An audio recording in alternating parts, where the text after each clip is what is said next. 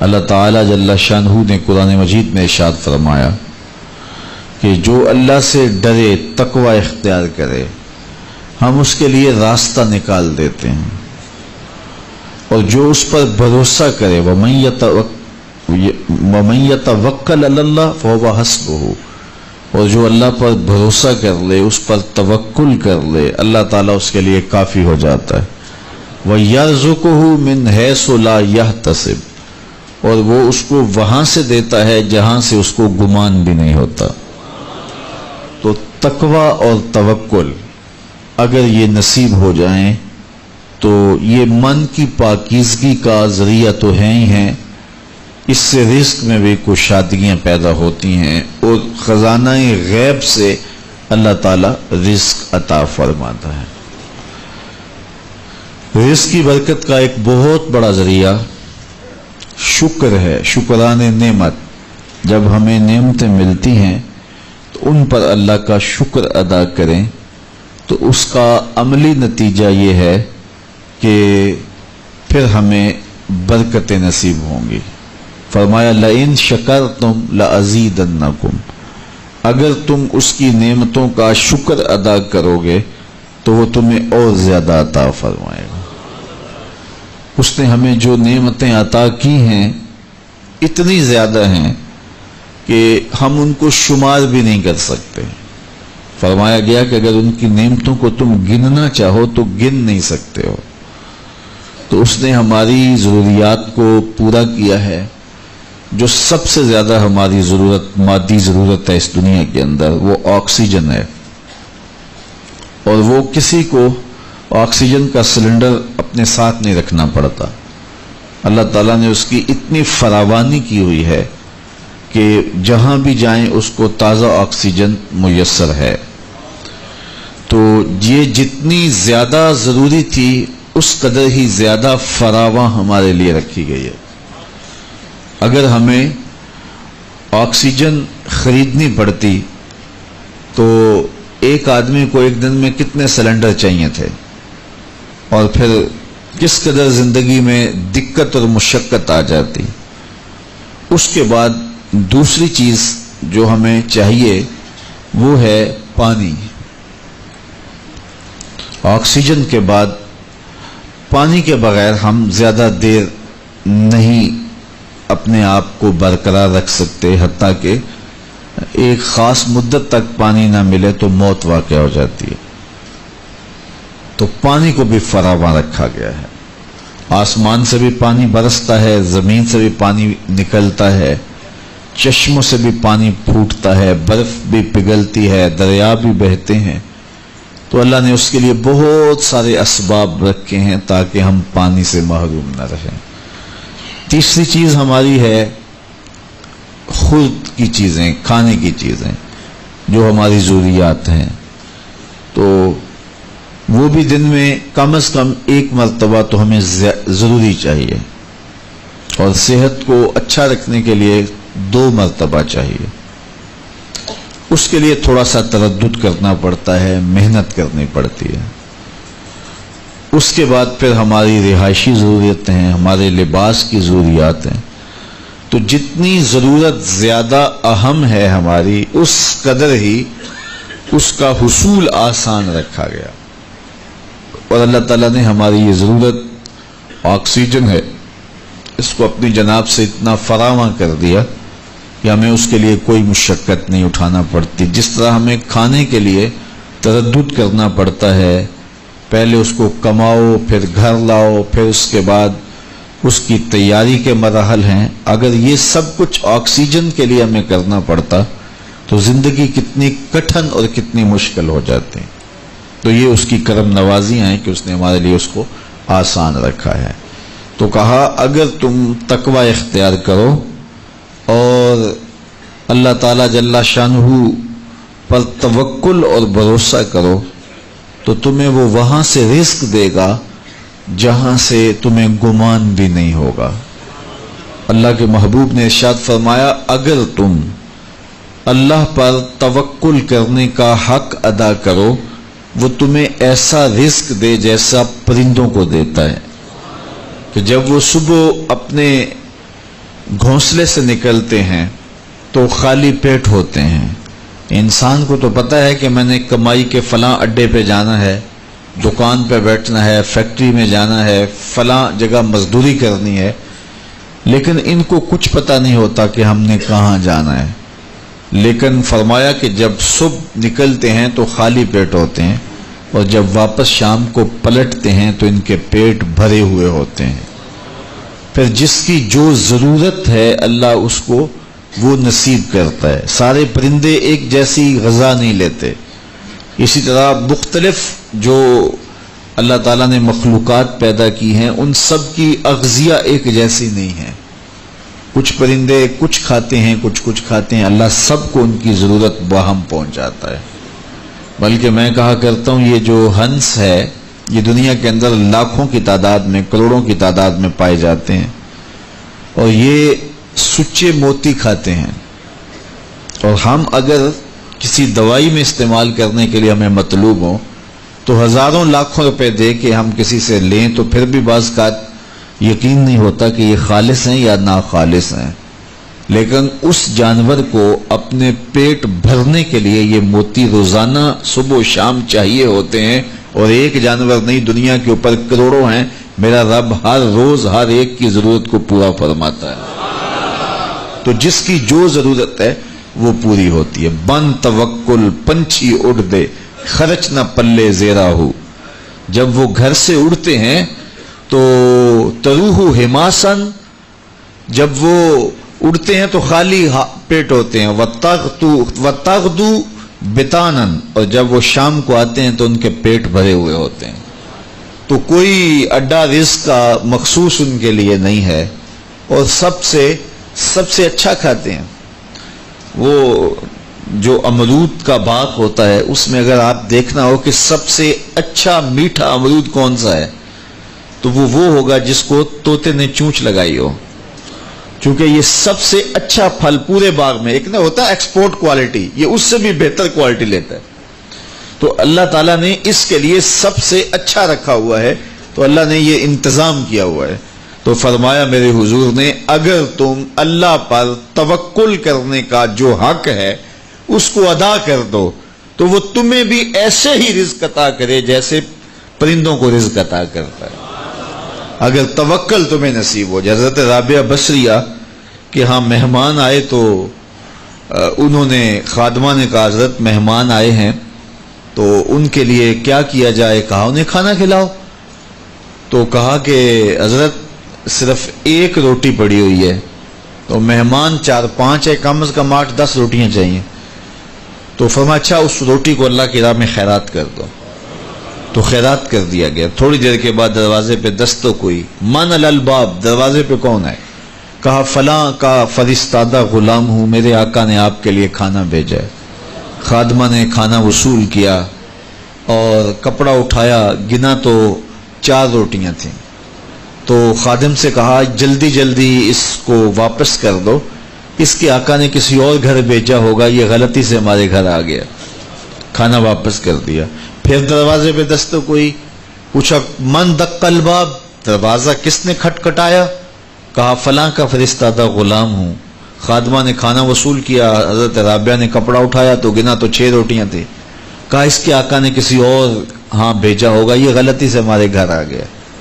کھانا واپس کر دیا. پھر دروازے پہ دستک ہوئی تو پوچھا دروازے پہ کون ہے؟ کہا فلاں آقا کا بھیجا ہوا غلام ہوں. اور انہوں نے کہا یہ کھانا حضرت رابعہ کو دے کے آنا ہے. تو خادمہ نے وصول کیا. حضرت رابعہ نے کپڑا اٹھایا، گنا تو 10 روٹیاں تھیں. کہا ہاں یہ کھانا ہمارا، اس کو رکھ لو اور مہمانوں کو کھلا دو. کہا حضرت پہلے 2 بھی تو آپ کا ہی نام لیتے تھے اور اسی دہلیز پہ آئے تھے. کہا میرے رب کا وعدہ ہے جو 1 دیتا ہے میں اس کو 10 دیتا ہوں. تو پہلے 4 روٹیاں تھی، پھر 6 روٹیاں تھی. میں نے کہا مالک 10 دے گا تو تیری بندی وصول کرے گی. تو اگر اس پہ توکل قائم ہو جائے، اس پہ بھروسہ قائم ہو جائے تو پھر یرزقہ من حیث لا یحتسب، وہ وہاں سے دیتا ہے جہاں سے بندے کو گمان بھی نہیں ہوتا. تو توکل اللہ پر قائم کیجئے گا. کاروبار ضرور کیجئے گا. توکل یہ ہے کہ آپ وہ کام ضرور کریں لیکن کہیں کہ یہ میرے کام کا نتیجہ نہیں مجھے مل رہا، یہ میرے اللہ کا فضل مجھے مل رہا ہے، تو پھر دیکھنا کہ اللہ تعالیٰ کیسے راستے کھولتا ہے۔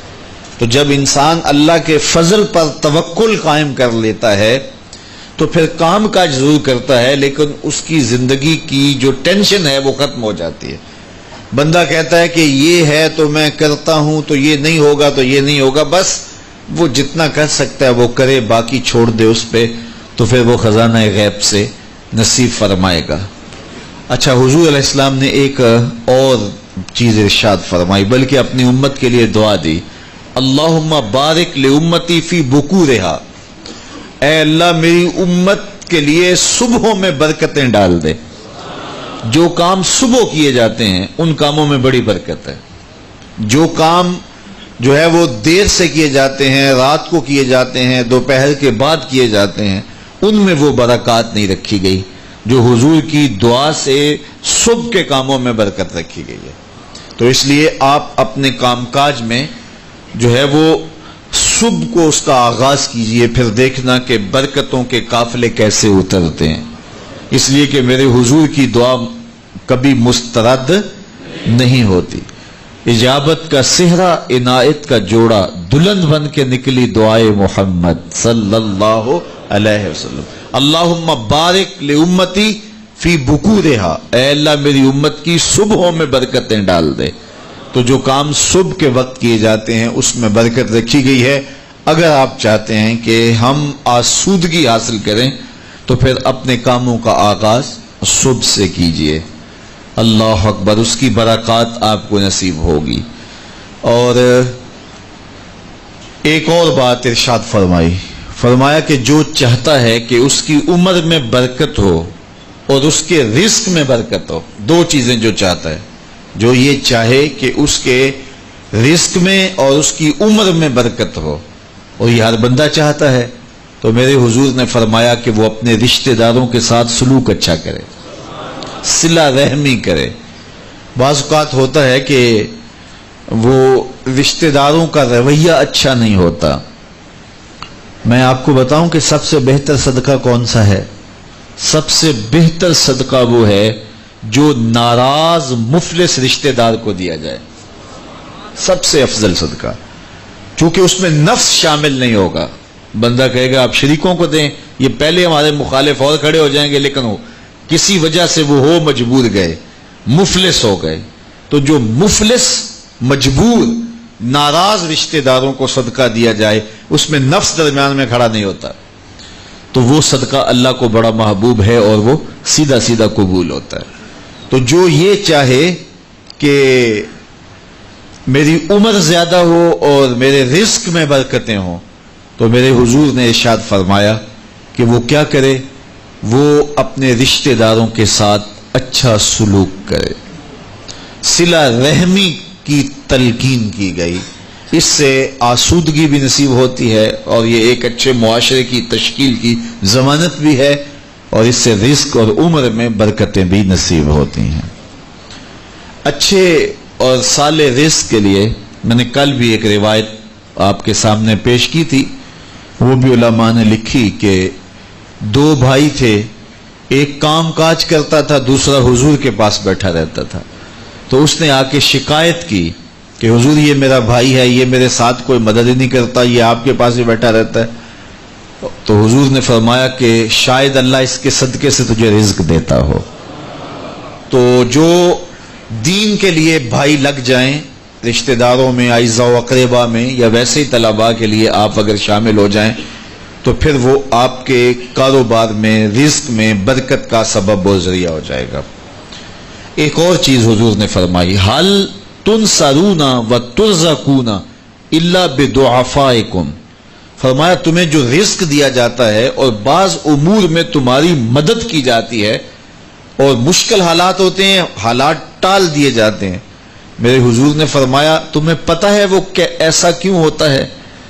حل تنصرون و ترزقون، تمہیں جو رزق بھی دیا جاتا ہے، بعض اوقات ایسا ہوتا ہے ایک بندہ بڑی محنت کرتا ہے، نتائج نہیں ملتے، ایک بندے کی تھوڑی محنت ہوتی ہے لیکن دروازے کھلتے چلے جاتے ہیں، مشکل میں پھنس جاتا ہے، کوئی ایسا سبب لگ جاتا ہے کہ راستے کھل جاتے ہیں۔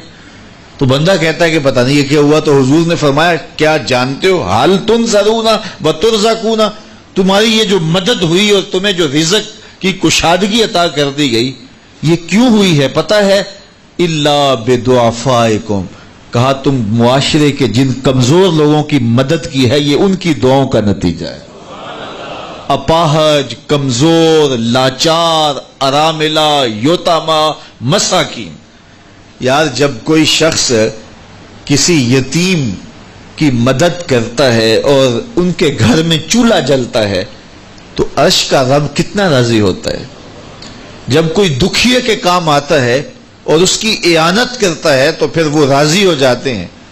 غریب پھنسے ہوئے ماں باپ، گھر بیٹی جوان ہو رہی ہے اور بڑھاپے کی طرف اس کا رخ ہو رہا ہے اور ان کے پاس ہمت نہیں ہے کہ ان بیٹی کو اٹھا سکیں، تو کوئی صاحب ثروت چپکے میں جا کے ان کی مدد کر دیتا ہے کہ تیری بیٹی میری بیٹی ہے اور اس کو تو نے گھر کی دہلیز سے اٹھانا ہے، تو پھر وہ ایک دم خوش ہو جاتا ہے اور آسودہ ہو کے اس کا انتظام کرتا ہے اس کی شادی کا۔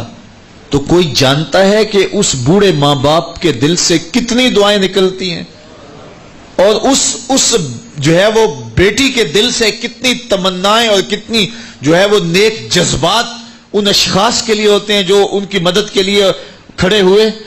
تو کوئی اس کا وزن ہے؟ کوئی وزن نہیں کر سکتا کہ اللہ تعالیٰ اس کی برکت کتنی عطا کرتا ہے۔ تو میرے حضور نے ارشاد فرمایا تمہیں جو رزق دیا جاتا ہے، مصائب سے تمہیں بچا لیا جاتا ہے، آتی آتی تکلیف ٹل جاتی ہے، تمہاری نصرت دشمن کے مقابلے میں ہوتی ہے، حاسدین کے مقابلے میں تم کھڑے ہو جاتے ہو۔ فرمایا تمہیں پتہ ہے یہ تمہیں کیوں ایسا ہوتا ہے؟ فرمایا الا بدعفائکم، جو تمہارے معاشرے کے کمزور لوگ ہیں جن کی تم نے مدد کی، فرمایا یہ ان کی دعاؤں کا نتیجہ ہوتا ہے۔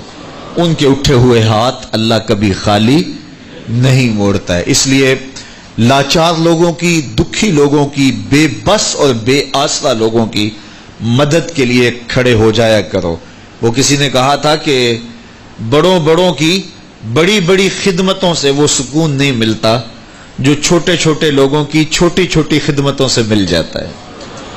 بڑوں کی بڑی خدمتیں بھی کریں تو وہ راضی نہیں ہوتے، لیکن چھوٹوں کی چھوٹی چھوٹی خدمتیں، یار غریب کو تو پیار سے کھڑا کر کے اس کے پشت پہ شفقت کا ہاتھ پھیر دیں تو وہ سارا دن خوشی سے گزار دیتا ہے کہ آج جو ہے وہ فلاں صاحب نے مجھے تکریم دی ہے، مجھے عزت دی ہے۔ تو میرے حضور نے فرمایا کہ تمہاری جو مدد ہوتی ہے اور رزق دیا جاتا ہے یہ تمہارے کمزوروں کی وجہ سے اللہ تعالیٰ تمہارے اوپر کرم فرماتا ہے۔ اچھا، ایک اور ذریعہ رزق کے اضافے کا حضرت عبداللہ ابن مسعود رضی اللہ تعالی عنہ کی مرویات سے۔ یہ حضرت عبداللہ ابن مسعود جلیل القدر صحابی ہیں، ان کے ہاں بیٹیاں ہی بیٹیاں تھیں۔ اچھا، جب ان کا آخری وقت آیا اور یہ بڑے سخت بیمار ہو گئے تو نزع کی سی کیفیت طاری ہو گئی، تو حضرت عثمان غنی رضی اللہ تعالیٰ عنہ ان کا حال پوچھنے آئے۔ تو جب حال پوچھا، بیٹھے، گفتگو ہوئی، واپس چلنے لگے، تو حضرت عثمان غنی نے اشرفیوں کی 2 تھیلیاں نکال کے حضرت عبداللہ ابن مسعود کو پیش کی۔ تو انہوں نے کہا کہ مجھے تو اس کی ضرورت نہیں ہے، میں تو اس دنیا سے جا رہا ہوں، تو یہ مجھے کیوں دے رہے ہیں؟ تو حضرت عثمان نے کہا کہ یہ آپ کی بیٹیوں کے لیے، چونکہ آپ کی بیٹیاں ہی بیٹیاں ہیں تو یہ میں ان کے لیے پیش کر رہا ہوں، آپ کو تو واقعی ضرورت نہیں، دنیا سے جا رہے ہیں تو یہ ان کے لیے ہے۔ تو حضرت عبداللہ ابن مسعود نے پھر تھیلیاں موڑتے ہوئے کہا کہ میری بیٹیوں کو اس کی ضرورت نہیں ہے، اس لیے کہ میرے حضور نے فرمایا تھا کہ جس کے پاس سورہ واقعہ ہو اس کو غربت تنگ نہیں کر سکتی، تو میری بیٹیاں رات کو سونے سے قبل 1 مرتبہ سورہ واقعہ ضرور پڑھتی ہیں، اس لیے تم میری بیٹیوں کے بارے پریشان نہیں ہونا، اللہ کے فضل سے انہیں غربت تنگ نہیں کرے گی، ان کے پاس سورہ واقعہ جو موجود ہے، تو یہ کسی ایسے ضرورت مند کو دو جس کے پاس سورہ واقعہ نہیں ہے۔ تو سورہ واقعہ کی تلاوت یقیناً رزق کی فراوانیاں اور رزق کی برکتیں حاصل کرنے کا ایک ذریعہ ہے، اور دروازے کھل جاتے ہیں اگر سورہ واقعہ کی تلاوت تسلسل کے ساتھ کی جائے۔ اس لیے اپنے معمولات میں سورہ واقعہ کو شامل کر لیجئے گا، اس کی برکات سے انشاءاللہ رزق کی فراوانیاں نصیب ہوتی ہیں۔ ایک اور ذریعہ رزق کا، اور یہ بہت آسان، شکا رجل الی رسول اللہ دیک المعیشۃ والفقر، حضرت سہل بن سعد الساعدی رضی اللہ تعالی عنہ کی مرویات سے ہے۔ ایک شخص حضور کی خدمت میں حاضر ہوا اور اس نے کہا میں کثیر العیال ہوں، ذرائع آمدن بہت تھوڑے ہیں، میرے لیے کچھ ارشاد فرمائیے۔ بچے زیادہ ہیں، ذرائع آمدنی تھوڑے ہیں، تو میں مفلوق الحال ہوں۔ تو اس نے اپنے فقر کا، اپنی غربت کا حضور کے سامنے قضیہ رکھا۔ شکا رجل الی رسول اللہ دیک المعیشۃ والفقر۔ آقا کریم نے اس کو جو وظیفہ بتایا وہ بالکل آسان ہے، آپ سب کو پہلے یاد ہے، لیکن اس پہ عمل کرنے شروع۔ قال اذا دخلت الدار فسلم علی، کہا جب گھر جائے تو گھر میں داخل ہونے لگے تو گھر والوں کو السلام علیکم کہہ دیا کرو۔ یہ وظیفہ شروع کر لو کہ جب بھی گھر جاؤ السلام علیکم۔ اس کے بعد ایک مرتبہ سورہ اخلاص پڑھ دیا کرو، قل هو اللہ احد۔ یہ وظیفہ فرمایا تم نے شروع کر دینا ہے، جب بھی گھر جاؤ السلام علیکم یہ کہہ کے داخل ہو، پھر اس کے بعد قل هو اللہ احد ایک مرتبہ سورہ اخلاص پڑھ دیا کرو۔ اور میرے آقا نے فرمایا کبھی ایسا ہو کہ تو گھر جائے، گھر موجود نہ ہو، اہل خانہ کہیں گئے ہوئے ہوں، تو فرمایا عمل نہیں چھوڑنا، فسلم علیہ، پھر تو مجھے سلام کہنا، پھر تو مجھے سلام کہہ دینا۔ وہ صحابی فرماتے ہیں کہ میں نے یہ عمل شروع کر لیا، جب گھر جاتا السلام علیکم، اس کے بعد سورہ اخلاص پڑھ دیتا، بیٹھنے سے پہلے پہلے یہ کام کرتا۔ اور کبھی ایسا ہوتا میں گھر نہ جاتا، گھر والے گھر نہ ہوتے، پھر تو مجھے چائے چڑھ جاتا، پھر میں حضور کو سلام کہتا۔ اللہ اکبر۔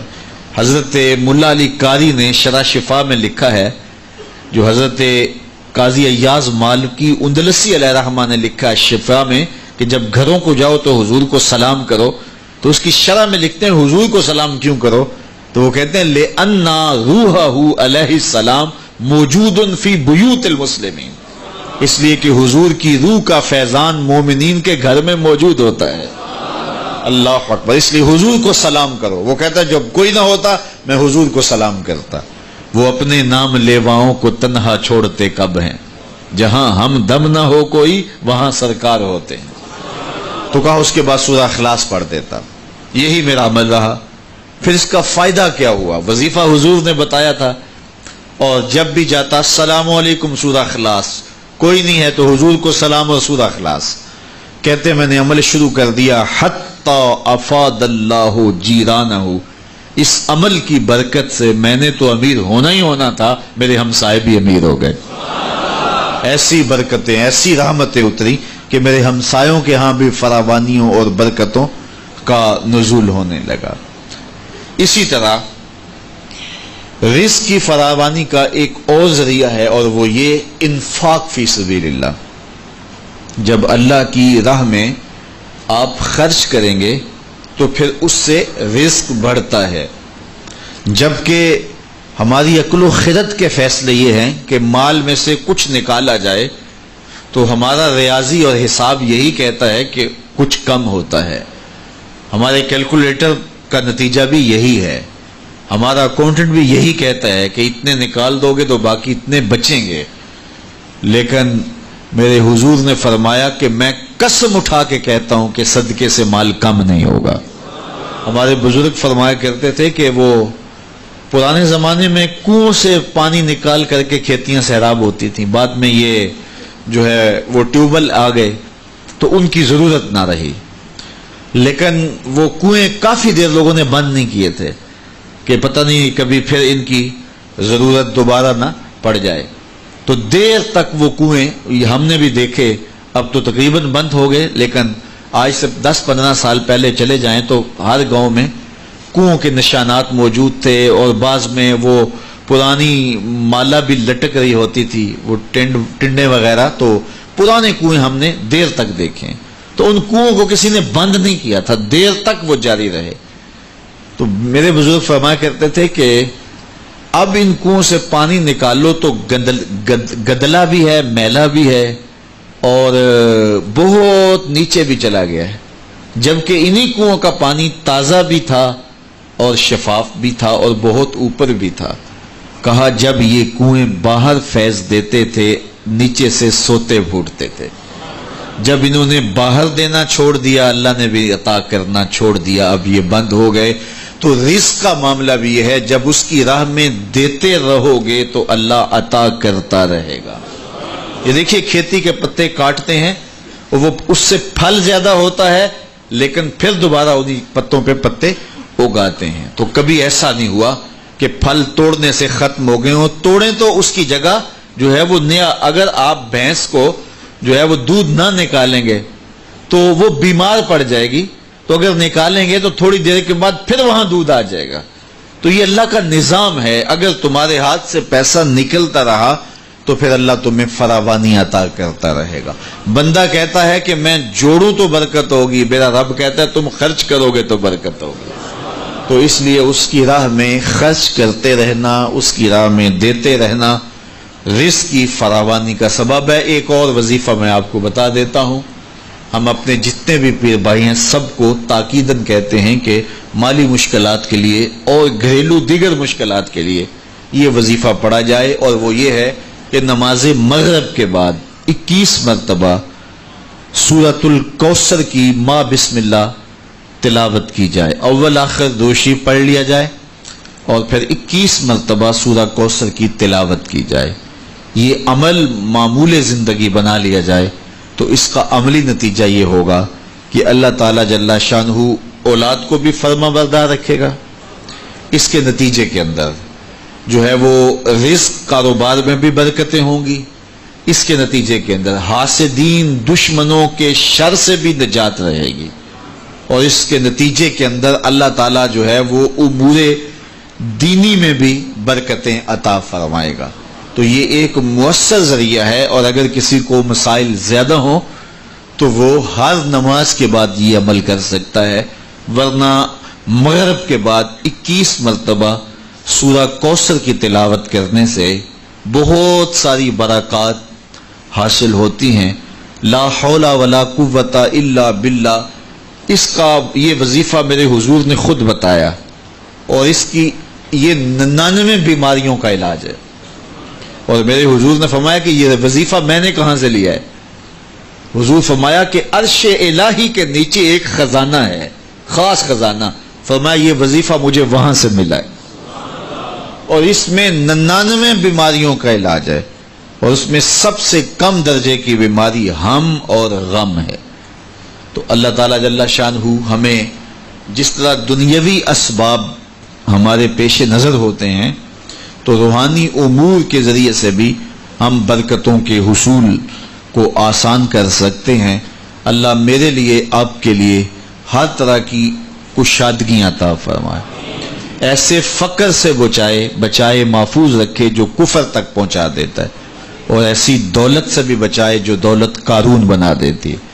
اللہ ہمیں دولت عثمان عطا کرے، اور اگر قسمت میں فقر ہے تو پھر فقر سلمان عطا کرے، پھر فقر بلال نصیب کرے، پھر فقر ابو ذر عطا کر دے۔ تو اللہ ہم سب کو دنیا آخرت کی بہتریاں بہاریں نصیب فرمائے۔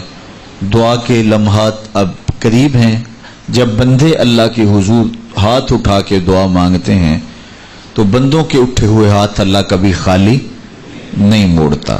دعا ہر صورت قبول ہوتی ہے، یا تو یہ کہ جو مانگا ہے وہ مل جاتا ہے، یا جو مانگا ہے وہ نہیں، اس کے بدلے میں کچھ اور عطا کر دیا جاتا ہے، یا پھر جو مانگا ہے وہ فوری نہیں ملتا، کچھ دیر کے بعد عطا کیا جاتا ہے، یا پھر دعا ذخیرہ کر لی جاتی ہے اور اس کا صلہ آخرت میں دیا جائے گا۔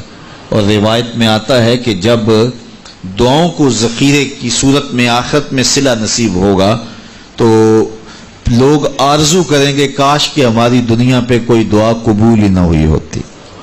تو اللہ تعالیٰ کے حضور عجز سے پورے تیقن سے دعا مانگنی چاہیے، من قلب لاہن فرمایا گیا، کھیلتے ہوئے دل سے جو دعا کی جائے اللہ اسے قبول نہیں کرتا. کھیلتے ہوئے دل سے نہیں، پورے تیقن سے، پورے انہماک سے، پوری توجہ سے جو دعا مانگی جائے. دیکھیے میں آپ سے کوئی بات کروں تو میرا رخ دوسری جانب ہو اور بات آپ سے کروں گا تو آپ کو بھی اچھا نہیں لگے گا، تو احکم الحاکمین کو کیسے اچھا لگے گا کہ کوئی بندہ مانگ اس سے رہا ہو لیکن دل اس کا کسی اور جگہ پہ کھیل رہا ہو. تو ایسی دعا اللہ قبول نہیں کرتا. اور پھر اس کی شرط ہے رزق حلال. حرام رزق سے پلے ہوئے بدن اور الشخص کی دعا قبول نہیں ہو